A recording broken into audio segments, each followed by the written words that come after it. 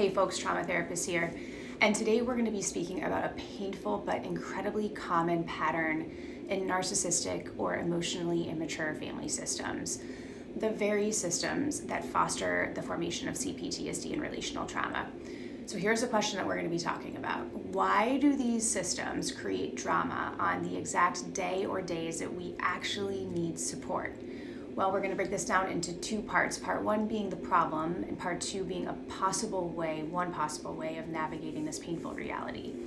So part one, in narcissistic or emotionally immature family systems, attention is emotional currency, all right? So whoever holds the attention holds the power.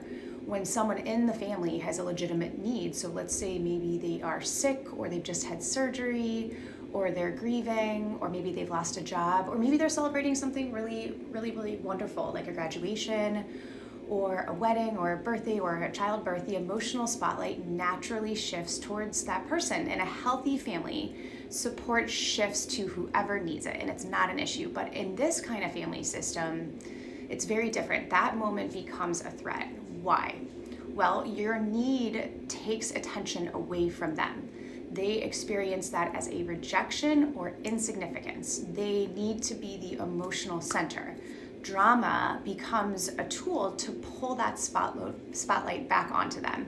They were never taught how to tolerate vulnerability, so your emotions or your needs make them really uncomfortable, so they react to shut it down in any way they can. The family unconsciously protects the most emotionally volatile person, okay? They walk on eggshells around them. Whoever reacts the biggest with rage or guilt or victimhood, they get catered to. So instead of receiving care, you end up managing their emotions and not getting your needs met. This is where we see a lot of fawning. This is not support, okay? This is emotional role reversal. Part two, once we identify this pattern, how do we deal with this, all right? This is one way. There's many ways we can do this, but one way we can do it is emotionally detaching from the chaos without being cold or indifferent. And we do this in steps. So step one is naming that pattern. Say to yourself, this is the family system trying to redirect attention away from my need right now. This awareness is going to give you a power. Step two, stop trying to make them understand. This is really hard for a lot of us. We want to make them understand. This is like going to the hardware store for bread, all right? Your piece is going to begin where your need for their validation or their acknowledgement or an apology ends. Step three, shift from being in that dynamic, in that pattern, to being an observer. So sometimes it helps to imagine actually watching this dynamic play out on a movie screen in front of us, and then saying to ourselves, I see very clearly what's happening. I do not have to participate in this. Step four, self-validate. Your need for recognition, support, emotional connection is human and real, even if the family system refuses to acknowledge or even pathologizes or shames you for having the need. Step five, redirect your support. Who can truly give you the support you need in that moment? Who sees you and understands you? Choose from the people who can show up with care.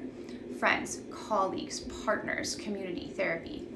Step six, apply some self-compassion. This one's very important. This is such a painful roller coaster to be on over and over in our families, especially at some of the most critical moments in our lives, all right? Acknowledging the suffering that comes from this never-ending pattern, remembering that we're not alone in this, and truly doing something to nurture ourselves in these moments as we navigate the pain and sadness that comes with these situations is really important. Finally, please remember this.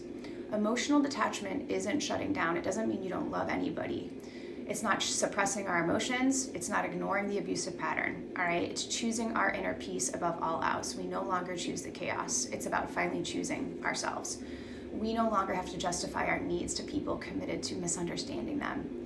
If you want more support or information on healing from relational trauma, CPTSD, or just breaking the cycle of generational trauma in our families, please check out my YouTube channel called How We Heal.